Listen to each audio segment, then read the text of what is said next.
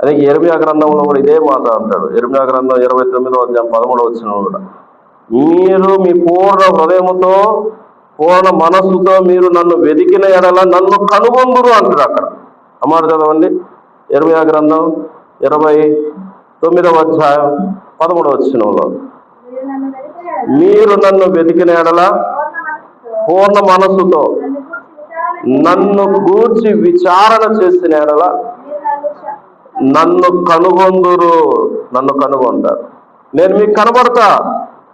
నన్ను గూర్చి మీరు విచారణ చేస్తే, నన్ను గూర్చి విచారణ అంటే అడిగి తెలుసుకోవడం.